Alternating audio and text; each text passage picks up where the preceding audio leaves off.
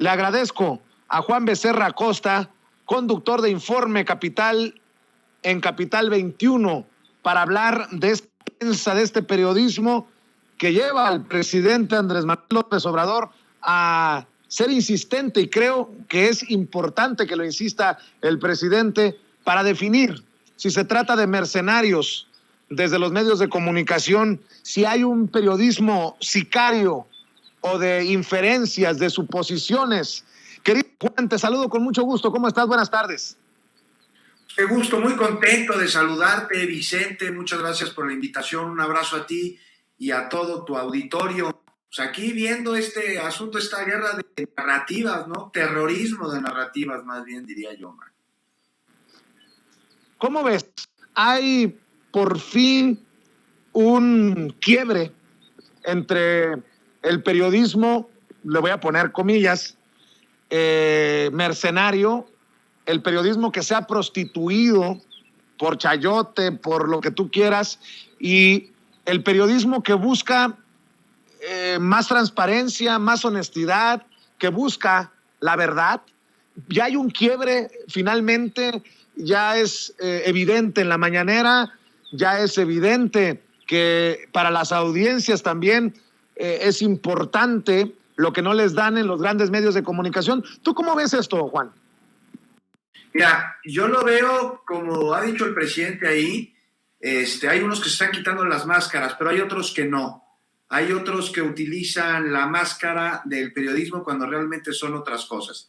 Y aquí, pues rápidamente, nada más para entrar en contexto, ¿no? Se les vino abajo su montajito de la Casa Gris, y cada desmentido que se da sobre este trabajo difamatorio es respondido por quienes lo han orquestado con otra mentira, y así consecutivamente llevamos semanas en un asunto de terquedad mentirosa al que se suben comunicadores y medios que atacan, pero ya después no publican el desmentido. O tú viste, Vicente Serrano, no sé si tuviste la oportunidad de revisar el Reforma, por ejemplo, el día de hoy. ¿Viste alguna información sobre la conferencia ayer de Baker Hughes en sus planas, en el desmentido? Ni una sola nota, Juan.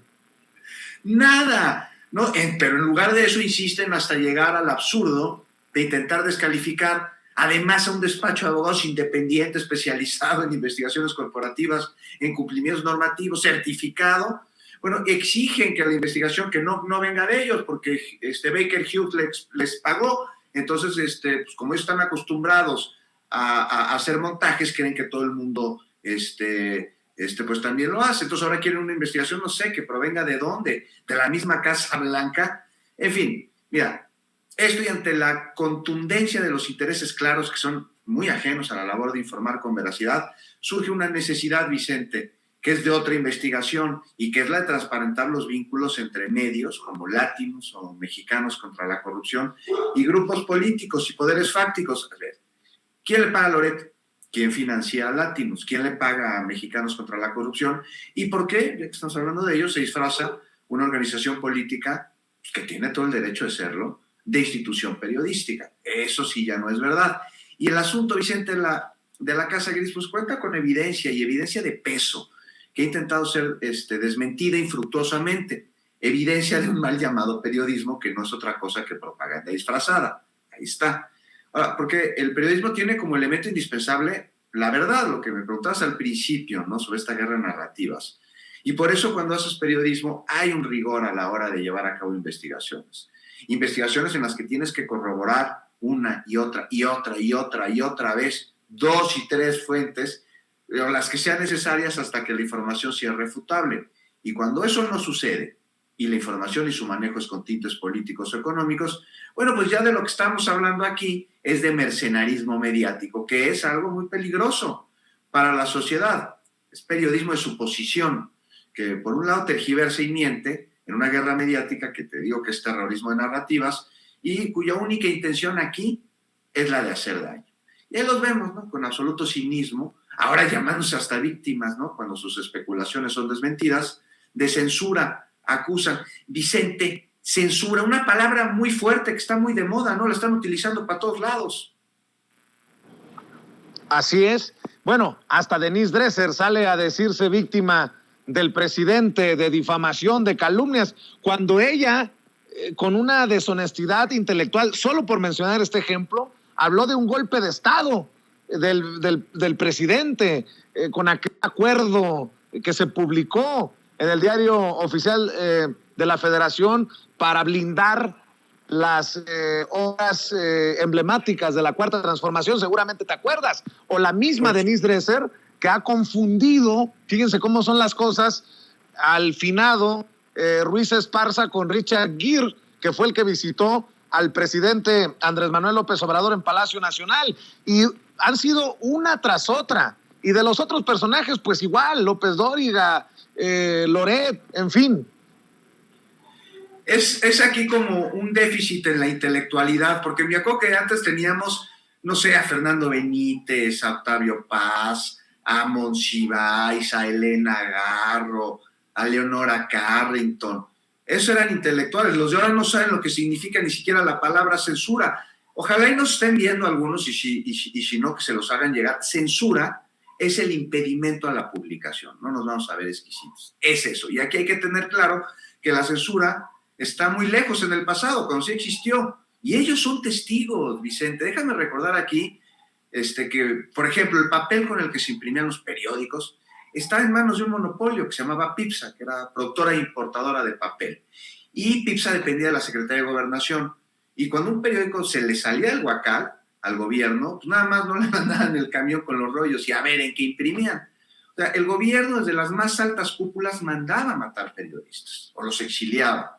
A los dueños de los periódicos les quitaban a la muy mala su diario y los mandaban fuera. Hoy no, lo que hemos visto es que se desmiente y se señala a quien tergiversa. Eso no es censura, eso es derecho a la información.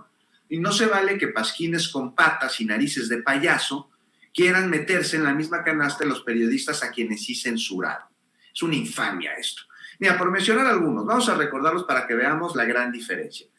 Excelsior, 1976. El golpe que ahí les dio Echeverría, con el que Regino Díaz Redondo quedó como director. Y de ese golpe nacieron el 1+1, aquel 1+1, no el de hoy, que nada tiene que ver con el de hoy, y Proceso. Y bueno, Buendía, asesinado por los poderes criminales coludidos con los intereses políticos a través de dos gobiernos, el de Estados Unidos y el de México. Luego la toma del 1+1 en el 89, cuando Salinas lo intervino y se hizo del periódico poniéndolo a nombre de Testaferros, una operación que además estuvo operada por Gutiérrez Barrios, que era secretario de Gobernación, lo sacaron de ser gobernador de Veracruz para mandarlo ahí, pusieron en su lugar a Dante Delgado, y Otto Granados, bajo las indicaciones del presidente Salinas de Gortari. Vamos a recordar cuando sacaron del aire a la misma Aristegui, a Gutiérrez Vivó, cuando metieron a la cárcel a Jesús Lemus por investigar los negocios de Calderón y su gobierno con el narco. Eso, Vicente, sí fue censura. O sea, que se señale a los mentirosos y se les llame por su nombre en la mañanera no es censura. Pero no sé tú qué opines, Vicente, que aquí, bueno, ya señalado esto, lo preocupante es quién les cree sus mentiras y por qué se las creen, por qué las replican. Yo creo que cada vez son menos las personas que les creen las mentiras.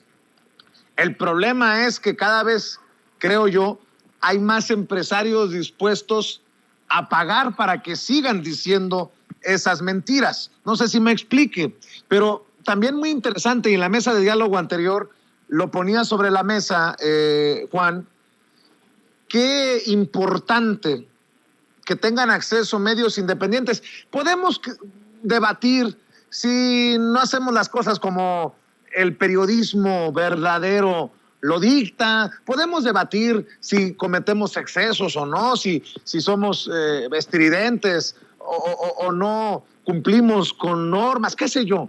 Pero qué importante que comunicadores independientes tengan acceso a la mañanera, porque así como unos se han manifestado a favor de las protestas, que creo yo, desafortunadamente terminan haciéndole el caldo gordo a un Carlos Loret de Mola, por ejemplo, hay otros como Hans Salazar que hoy dice no todos somos Loret, y que lo señala con nombre y apellido, porque no lo van a hacer ni los de Televisa, ni los de Azteca, ni los de Imagen, ni los de Radio Fórmula, ni de los periódicos de circulación nacional a los que fustiga el presidente y los señala y los exhibe constantemente. ¿Por qué? Porque pareciera que esta élite de la que yo tanto he hablado sí existe y se cuidan unos a otros, porque tal vez los unos saben los secretos de los otros y los otros saben perfectamente qué cola tan larga tienen los demás. No sé si me expliqué, querido Juan.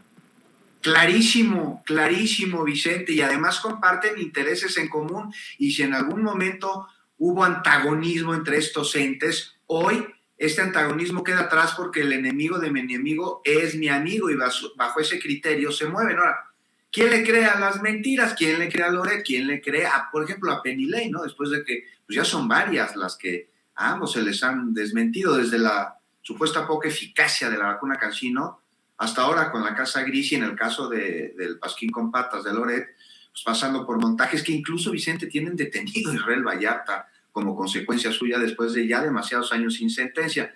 Pero ¿por qué dicen, no les creen? Es que hay un sector de la población que se informa con ellos y que parece que lo que dicen es dogma, pero tienes razón, o sea, no les creen, les quieren creer, y al creerles están engañando a esta audiencia suya a sí mismos. Mira, para entenderlo primero hay que tener claro que la noticia falsa es el síntoma de un propósito, que es mucho más allá nomás de andar engañando por tomar el pelo. El propósito aquí es hacer daño a una persona o a una causa.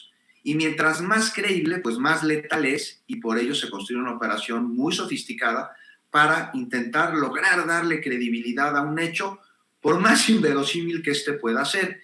Y para poder lograrlo, se debe golpear donde más le duele a la víctima. Y estamos aquí en el caso de la información sobre el supuesto conflicto de interés entre el hijo del presidente y Baker Hughes, ¿no? Pues golpea a quien encabeza un cambio que parte de la lucha y la erradicación de la corrupción, haciendo suponer con este montaje que su familia es igual a la de Peña Nieto, por ejemplo, con la Casa Blanca. Nada más absurdo. Y entonces, si el contenido de la mentira beneficia los intereses de quien la lee, pues es muy probable que la crean.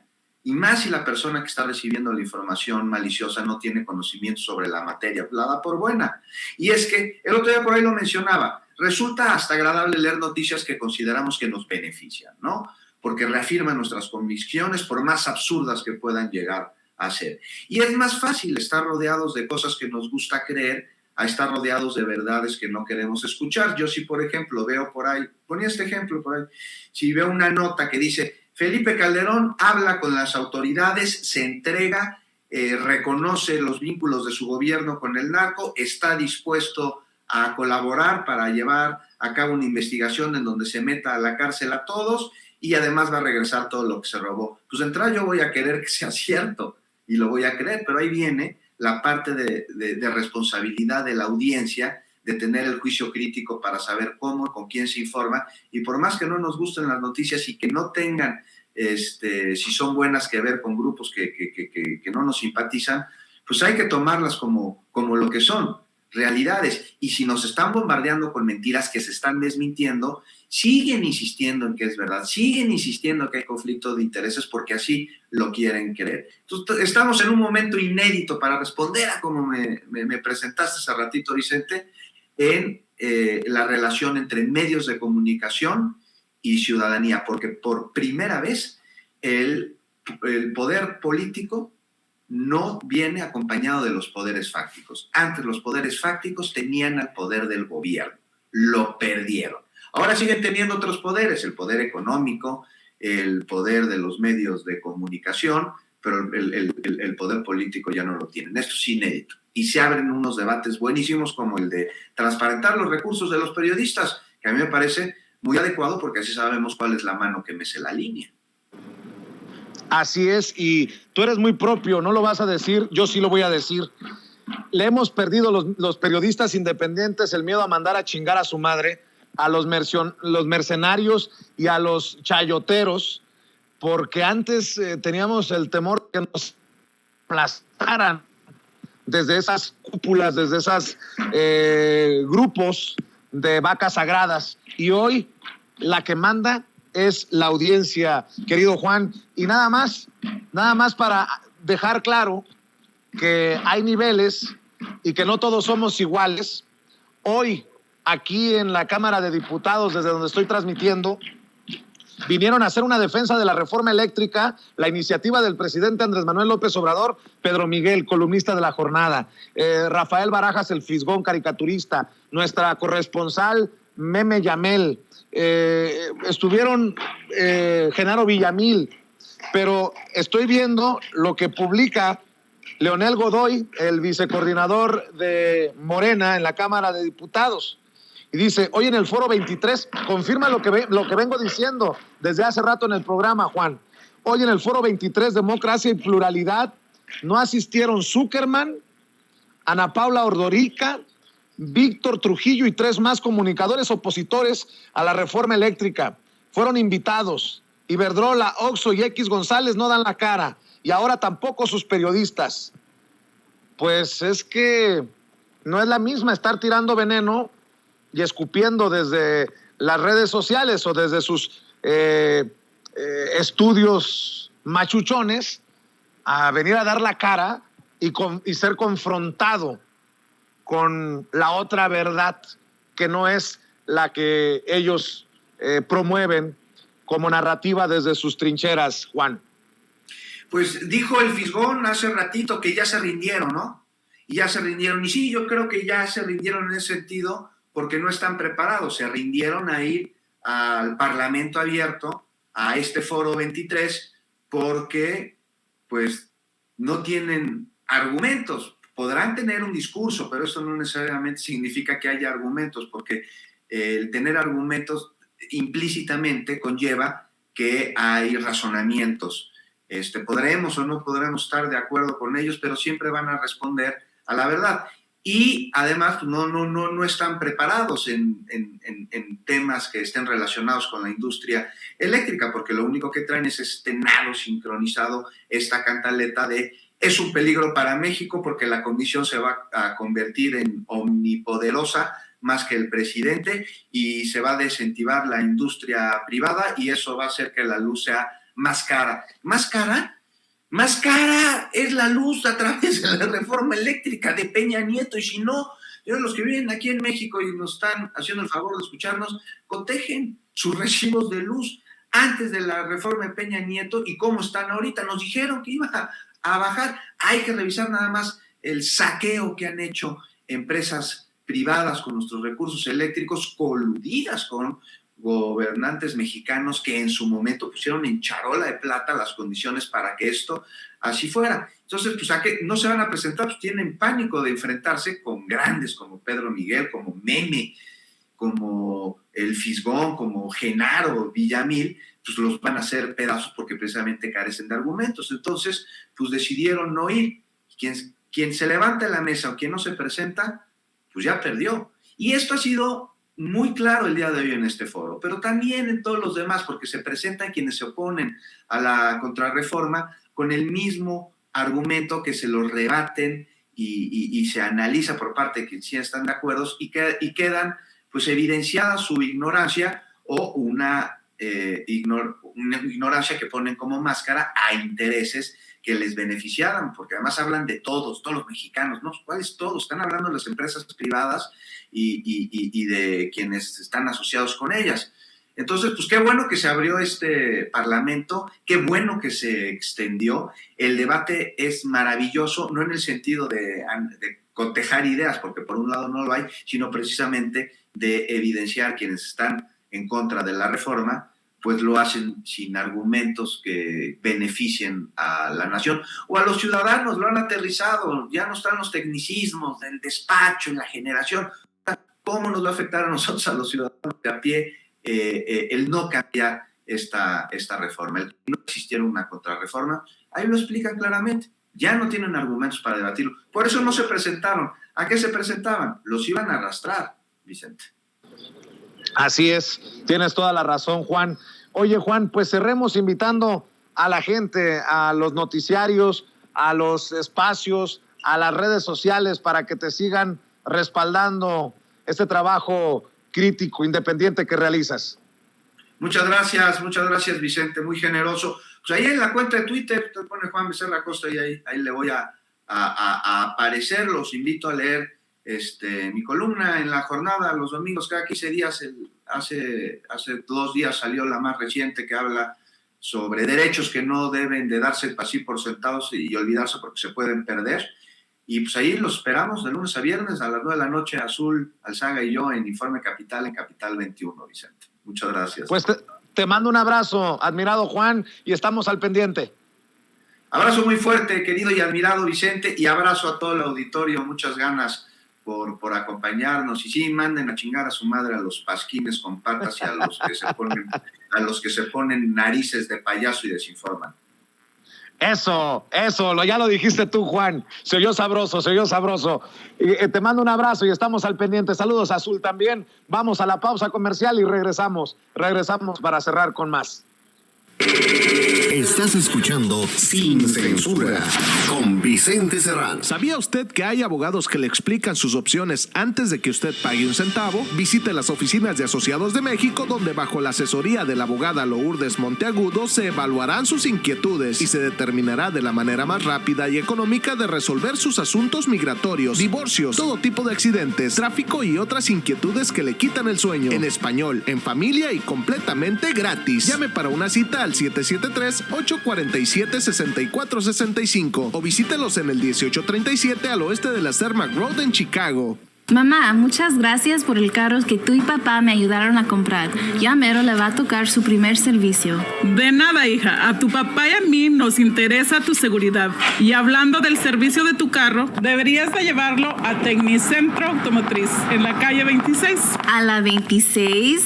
Tú más que nadie sabes lo que papá sufrió al llevar su carro con mecánicos que se dicen ser de la raza. Yo estoy pensando llevarlo al dealer.